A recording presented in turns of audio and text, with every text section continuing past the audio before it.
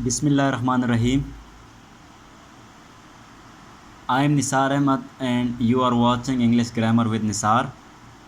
In the previous class we have discussed about main verb and helping verb, and in this class we are going to differentiate between object and complement.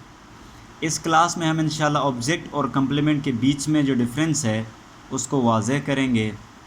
बहुत सारे students in topics में confuse होते हैं कि object क्या होता है, complement क्या होता है। वो ये समझते हैं कि बस जो वर्ब के बाद मेन वर्ब के जो बाद जो लफ्ज़ आएगा वो हमेशा क्या होगा, ऑब्जेक्ट होगा, लेकिन हमेशा ऐसा नहीं होता है। देखिए, हमारा जो सेंटेंस का बेसिक स्ट्रक्चर होता है वो ये होता है कि सबसे पहले हम क्या लिखते हैं, सब्जेक्ट लिखते हैं। उसके बाद हम हेल्पिंग वर्ब को लिखते हैं। हेल्पिंग वर्ब ऑप्शनल होता है, आ भी सकता है, नहीं भी आ सकता है। उसके बाद हम मेन वर्ब को रखते हैं। मेन वर्ब के बाद या तो ऑब्जेक्ट आता है या क्या आता है, कंप्लीमेंट आता है।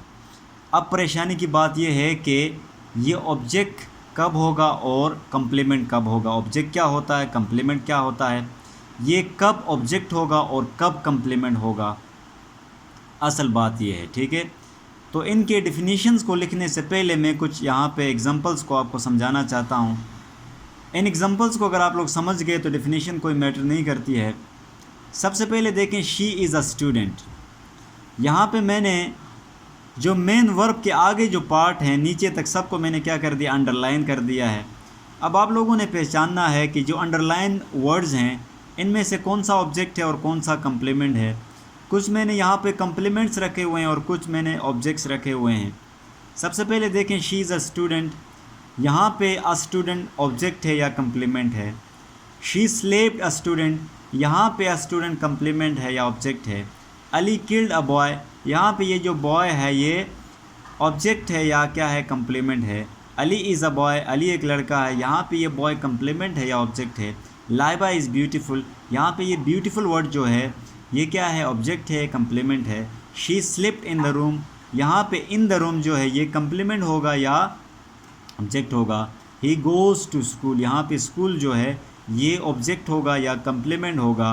ही लव्स स्कूल, यहाँ पे स्कूल ऑब्जेक्ट होगा या कंप्लीमेंट होगा। ही रन्स वेरी फास्ट, यहाँ पे वेरी फास्ट ऑब्जेक्ट होगा या कंप्लीमेंट होगा। यहाँ पे देखते हैं पहले एग्जांपल में, शी इज़ अ स्टूडेंट, वो एक स्टूडेंट है।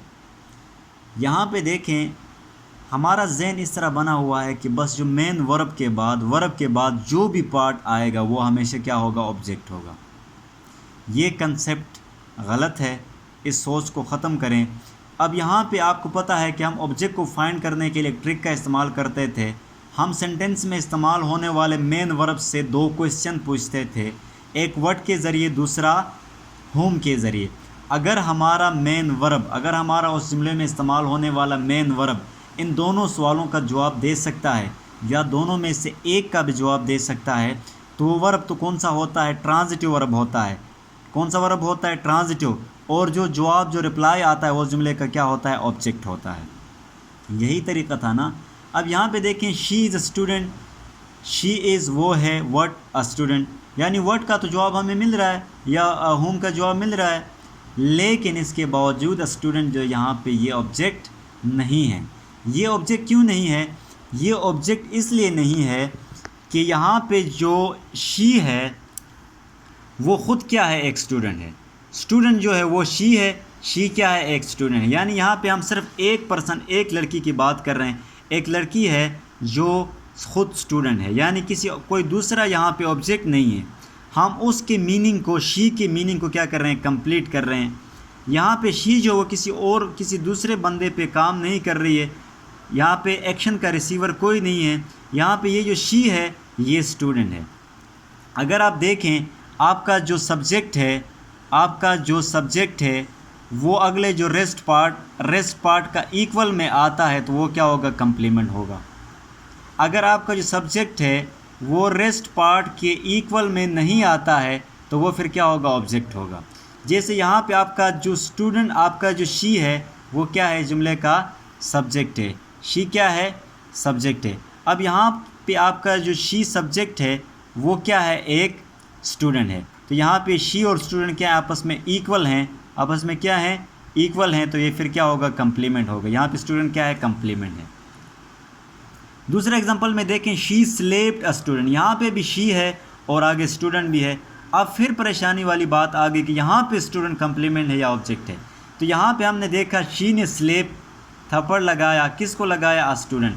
यहाँ पे ये जो हमारा सब्जेक्ट है वो क्या है? शी है। सब्जेक्ट क्या है? शी है। और जो एक्शन का रिसीवर है वो कौन है? एक स्टूडेंट है, जो शी नहीं है बल्कि कोई और स्टूडेंट है। यानी इसका मतलब ये हुआ कि हमारा सब्जेक्ट जो है वो रेस्ट पार्ट के इक्वल नहीं है, रेस्ट पार्ट के इक्वल नहीं है, इसलिए ये जो रेस्ट पार्ट है ये कंप्लीमेंट नहीं कहला के क्या कहलाएगा? ऑब्जेक्ट कहलाएगा। क्या कहलाएगा? ऑब्जेक्ट कहलाएगा। इस तरह आप चेक कर सकते हैं कि अगर आपका सब्जेक्ट और रेस्ट पार्ट से ये मुराद है कि वर्ब के बाद जितना भी हिस्सा होगा, रेस्ट पार्ट से ये मुराद है कि आपका जो मेन वर्ब है, वर्ब के बाद जितना भी सेंटेंस का हिस्सा होगा वो रेस्ट पार्ट कहलाता है। अब रेस्ट पार्ट या तो क्या होगा? ऑब्जेक्ट होगा या कंप्लीमेंट होगा। चेक किस तरह करना है? सब्जेक्ट अगर आपके रेस्ट पार्ट का इक्वल है, यानी आपका सब्जेक्ट और रेस्ट पार्ट एक ही पर्सन है, एक ही थिंग है, तो वो फिर क्या होगा? वो कंप्लीमेंट होगा। रेस्ट पार्ट फिर क्या होगा? कंप्लीमेंट होगा। अगर आपका सब्जेक्ट और rest part of sentence equal नहीं है, आपका सब्जेक्ट कोई और पर्सन है और आपका जो रेस्ट पार्ट है वो कोई और पर्सन है, सब्जेक्ट कोई और थिंग है और आपका रेस्ट पार्ट कोई और थिंग है, तो फिर वो कंप्लीमेंट नहीं होगा बल्कि क्या होगा? ऑब्जेक्ट होगा। अब शी स्लेप्ड अ स्टूडेंट, यहाँ पे सब्जेक्ट जो है वो कोई और पर्सन है और जिसको थप्पड़ लगाया जा रहा है जो स्टूडेंट है वो कोई और स्टूडेंट है, यानी हमारा सब्जेक्ट और रेस्ट पार्ट इक्वल नहीं है। यहाँ पे ये स्टूडेंट फिर क्या होगा? ऑब्जेक्ट होगा। अली किल्ड अ बॉय, यहाँ पे देखें अली जो है वो हमारा सब्जेक्ट है, किल किया है इसने किसको? अ बॉय को। यहाँ पे जो अली है हमारा सब्जेक्ट वो बॉय के इक्वल नहीं है। अली कोई और है, अ बॉय कोई और है, यानी काम करने वाला कोई और है, जिस पे काम हो रहा है वो कोई और है, अलग अलग पर्सन है। तो ये बॉय भी इस सेंटेंस में क्या है? कंप्लीमेंट है, ऑब्जेक्ट है, कंप्लीमेंट नहीं है। अली इज़ अ बॉय, उसी तरह है बॉय इसमें भी है, अली इसमें भी है। अब यहाँ पे हमारा जो सब्जेक्ट अली है वो ख़ुद क्या है? एक लड़का है। वो ख़ुद क्या है? एक लड़का है। यानी हमारा सब्जेक्ट जो है वो रेस्ट पार्ट ऑफ सेंटेंस के इक्वल है। हमारा जो सब्जेक्ट अली है वो ख़ुद बॉय है, बॉय जो है वो अली है, यानी एक दूसरे के बराबर हैं, इक्वल हैं। तो ये फिर बॉय क्या होगा? कंप्लीमेंट होगा। कंप्लीमेंट जो होता है वो सेंटेंस की मीनिंग को कंप्लीट करने के लिए लाजमी होता है। इसका नाम रखा हुआ है complement, because it completes the meaning of a sentence. ये सेंटेंस के मीनिंग को क्या करता है? कंप्लीट करता है। लाइबा इज़ ब्यूटीफुल, तो लाइबा हमारा क्या है? सब्जेक्ट है। रेस्ट पार्ट कौन सा है? ब्यूटीफुल। अब ये ब्यूटीफुल ऑब्जेक्ट है या कंप्लीमेंट है? किस तरह पता चलेगा? देखें, अगर Laiba rest part of sentence के इक्वल है, अगर इक्वल है तो ये रेस्ट पार्ट क्या होगा? कंप्लीमेंट होगा। अगर आपका लाइबा जो सब्जेक्ट है वो रेस्ट पार्ट के इक्वल नहीं है तो ये ब्यूटीफुल फिर क्या होगा? ऑब्जेक्ट होगा। अब देखें, लाइबा इज़ ब्यूटीफुल, ये ब्यूटीफुल कौन है? ब्यूटीफुल कौन है? हमारा सब्जेक्ट लाइबा ब्यूटीफुल है, यानी लाइबा जो है वो ब्यूटीफुल है। ब्यूटीफुल कौन है? लाइबा है। हमारा सब्जेक्ट और rest part of sentence equal हैं, इस वजह से ये ब्यूटीफुल क्या होगा? कंप्लीमेंट होगा। She slipped in the room, she slipped in the room. In examples को फाइंड करने के लिए हम एक और ट्रिक का इस्तेमाल कर सकते हैं।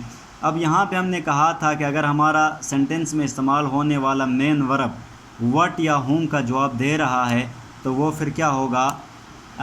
ट्रांजिटिव वर्ब होगा और सेंटेंस में ऑब्जेक्ट मौजूद होगा। अगर वो मेन वर्ब व्हाट या हुम का जवाब नहीं दे सकता है तो फिर वो इंट्रांजिटिव वर्ब है और उस सेंटेंस में ऑब्जेक्ट मौजूद नहीं है बल्कि कोई कंप्लीमेंट होगा। अब यहाँ पे देखें, she slept in the room, she slept in the room, वो कमरे में सोई।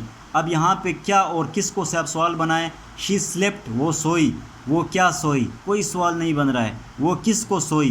कोई सवाल नहीं बन रहा है। इसका मतलब ना हमें व्हाट का आंसर मिल रहा है ना हमें हुम का आंसर मिल रहा है। इस वजह से ये स्लिप्ट जो वर्ब है ये इंट्रांजिटिव वर्ब है और इन द रूम जो है ये आगे ये सारा क्या है? ऑब्जेक्ट नहीं है बल्कि क्या है? कंप्लीमेंट है। अब ये कंप्लीमेंट भी 2-3 टाइप्स के होते हैं, वो अलग क्लास में हम पढ़ेंगे, ठीक है।